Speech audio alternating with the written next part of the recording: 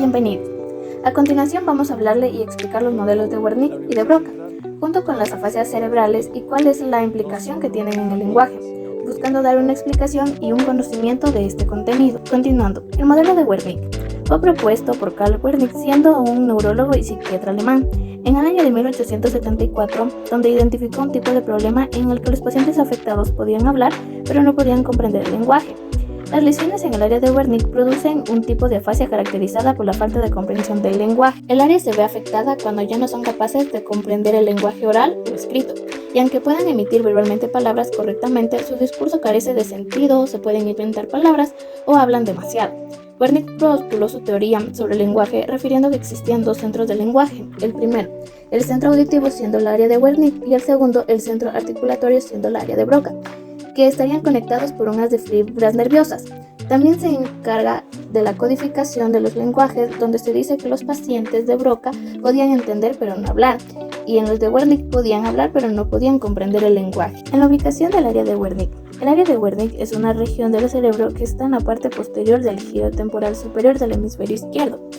En la mayoría de las personas dominantes del lenguaje, con muchas excepciones entre las personas zurdas, el giro temporal superior se encuentra localizado cerca de la corteza auditiva primaria, así como de las partes más externas de este sistema sensorial. En lo que es el área de Brodmann, se encuentra ubicado en las áreas 21 y 22, siendo el segmento posterior de la circunvalación temporal superior en el hemisferio izquierdo dominante del lenguaje. Esta área se encarga de lo que es la codificación del lenguaje. En la función del área de Wernicke, esta área es importante, ya que tiene la comprensión del lenguaje y la inteligencia. Son procesamientos semánticos de la información lingüística, auditiva y de manera escrita por el reconocimiento del lenguaje y de su interpretación. En la comunicación con el área de Broca. El área de Wernicke se encuentra en comunicación con el área de Broca mediante un grupo de fibras nerviosas, llamado o conocido como el fascículo arqueado. ¿Qué es el fascículo arqueado? Es un conjunto de fibras que se unen a las áreas de Broca y de Wernicke. Estas áreas cerebrales son encargadas de la producción y comprensión del lenguaje. ¿Tenías cuando eras niño? ¿Vivían todos en este pueblo también? Claro que ya dejado, siempre nos hemos encortado ahí. Desde que mi padre podía enterme y pedir domicilio y hacer y todo por mis hijos, pues... Tiene la comprensión alterada. ¿Qué juegos jugabas? Cuando no encuentra palabras adecuadas, se las inventa, Hombre, pues, llegando a hablar una jerga que solo él entiende. Todas estas nivetas que tienen los niños en el esas nivelas eran los rotósiles. Ya. Que están las rosetas ahí, todas y ya haces más alto. Continuando con el área de Broca. Su localización se encuentra en el lóbulo frontal izquierdo del cerebro y según el mapa de Brodmann está ubicado en el tercer lóbulo frontal del hemisferio izquierdo, para ser exactos en la zona 44 y 45, cercanas a los ojos y pegado a la parte anterior del lóbulo temporal. El área 44, siendo la parte posterior de la circunvalación frontal inferior, parece o se relaciona en el procesamiento fonológico y en la producción del lenguaje como tal. Este papel se ve facilitado por su posición cerca de los centros motores de la boca y de la lengua. El área 45, siendo la parte anterior de la circunvalación frontal inferior, está relacionada o involucrada en los aspectos semánticos del lenguaje. El área de Broca juega un papel importante en lo que es la memoria verbal, ya que nos permite la selección y manipulación de los elementos semánticos. Algunas de sus funciones son coordinación para la vocalización que influye en la cara, la lengua, las cuerdas vocales y algunas áreas de la faringe de la corteza motora para la ejecución del habla.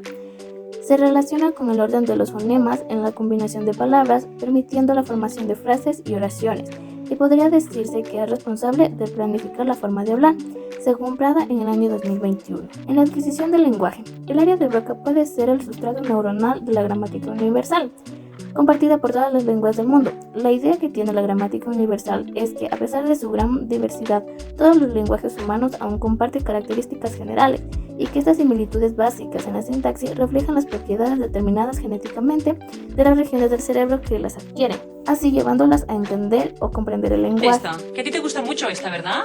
La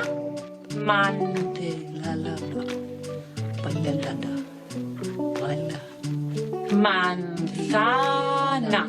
Dilo tú. Mantenta. Hombre, ahora.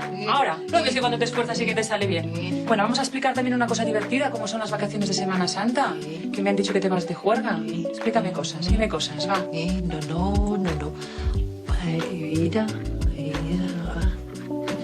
Vaida, no.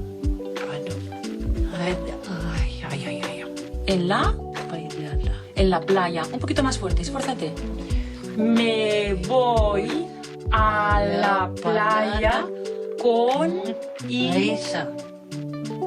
¿Ahora tú? ¿Sí? Me voy a la playa a Isa. Que vas a la playa con Isa.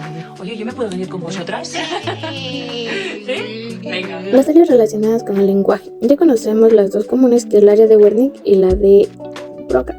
Sin embargo, existen algunas, como es la circunvalación supramarginal, que se encuentra localizada en el lóbulo parietal inferior. Está relacionada con la capacidad de escribir y recordar la secuencia de letras. También tenemos la circunvalación angular. Esta se localiza en el lóbulo parietal izquierdo. Se asocia con la conversación de palabras escritas en su significado. Voy a explicar qué es la afasia, pero tengamos claro el concepto. La afasia es una alteración o pérdida del lenguaje debido a una lesión cerebral que afecta la habilidad de una persona para hablar, comprender, leer y escribir. Las causas más comunes son los accidentes cerebrovasculares González 2020. La gravedad de la afasia puede variar dependiendo de la causa y el alcance del daño cerebral. Algunas personas pueden tener dificultades leves, mientras que otras pueden experimentar una pérdida casi total de las capacidades de comunicarse a través del lenguaje.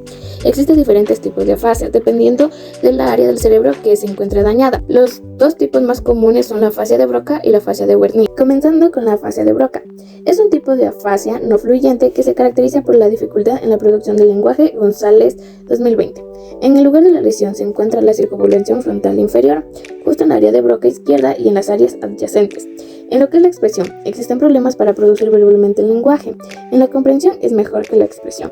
En la repetición se muestra alterada, y los fenómenos asociados es que la mayoría de los pacientes con afasia de Broca presentan lo que es la hemiplegia derecha. Continuando con la afasia de Wernicke. Es un tipo de afasia en la cual las personas tienen dificultades para comprender el lenguaje hablado y escrito. González 2020. En el lugar de la lesión se encuentra en lo que es la zona posterior y superior del lóbulo temporal. En la expresión es caracterizada por tener una habla fluida y llega a emplear una cantidad excesiva de las palabras carentes de sentido.